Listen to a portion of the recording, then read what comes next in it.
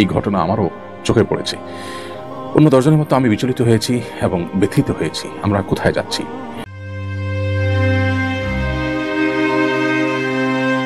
এটা শুধু একটি মেয়ের গল্প নয়, এটা একটা সময়ের গল্প, একটা সমাজের গল্প।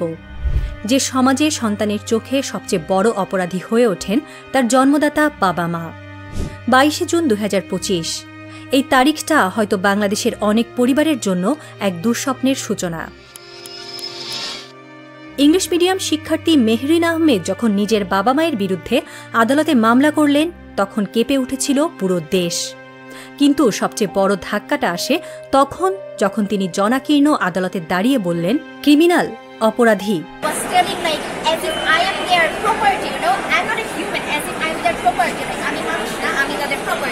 যে বাবা মা একদিন সন্তানের মুখে প্রথম মা বাবার ডাক শুনে কেঁদেছিলেন, আজ তারাই হলেন অপরাধী।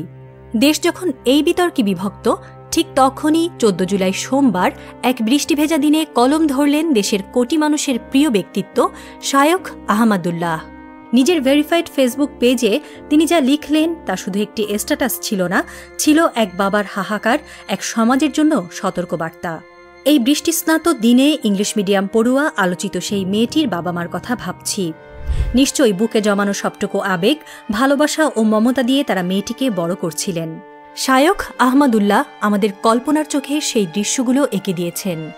সেই নির্ঘুম রাতগুলোর কথা মনে করিয়ে দিয়েছেন, যখন মেয়ের জ্বরে হয়তো বাবা মায়ের ঘুম হারাম হয়ে গিয়েছিল। সেই স্বপ্নগুলোর কথা যেখানে তারা ভেবেছিলেন এই মেয়েই একদিন তাদের চোখের শীতলতা হবে। কিন্তু কে জানত, জীবনের মাঝপথে এসে ডানাভাঙা পাখির মতো তাদের সকল আশা লুটিয়ে পড়বে মাটিতে। আমরা প্রায় সকলেই ছোটবেলায় মা বাবার শাসনের মধ্য দিয়ে বড় হয়েছি। এই পরিণত বয়সে এসে সেসব দৃশ্য যখন চোখের সামনে ভেসে ওঠে, বাবা মায়ের প্রতি শ্রদ্ধায় নুয়ে পড়ে হৃদয়। তাদের সেসব আদরমাখার শাসনই আমাদের আজকের সাফল্যের সিঁড়ি। তাদের শাসন ছিল অন্যদের আদরের চেয়েও মূল্যবান, জীবনের পথ নির্দেশক। কিন্তু আজ সেই শাসনের প্রতিদান কি মিলছে? কেন এই পরিণতি? শায়খ আব্দুল্লাহ আঙুল তুলেছেন আমাদের সবার দিকে। তিনি বলছেন, এর দায় আমাদের মা বাবাদের। এই ঘটনা আমারও চোখে পড়েছে। অন্য 10 জনের মতো আমি বিচলিত হয়েছি এবং ব্যথিত হয়েছি। আমরা কোথায় যাচ্ছি? পশ্চিমা সভ্যতার কালো থাবা আমাদের সমাজকে দিন দিন গ্রাস করছে এবং আমাদেরকে ধ্বংসের দ্বারপ্রান্তে নিয়ে যাচ্ছে। পশ্চিমা সংস্কৃতি আর ভোগবাদের মোহে আমরা সন্তানদের ক্যারিয়ারিস্ট বানাচ্ছি, কিন্তু মানুষ বানাচ্ছি কি? সন্তান প্রতিপালনের ক্ষেত্রে ঈমান, আত্মপরিচয়, ধর্মীয় ও সামাজিক মূল্যবোধকে আমরা উপেক্ষা করছি।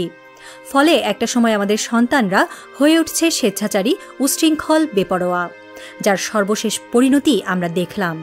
এটাই বোধহয় সতর্কতার কফিনে শেষ পেরেক।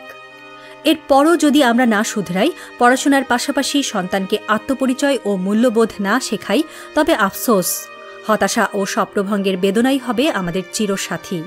আইন তার পথে চলবে, কিন্তু যে ক্ষত তৈরি হলো তা কি কখনো ভরবে? সেই দুর্দিন আসার আগেই আসুন আমরা সবাই সচেতন হই।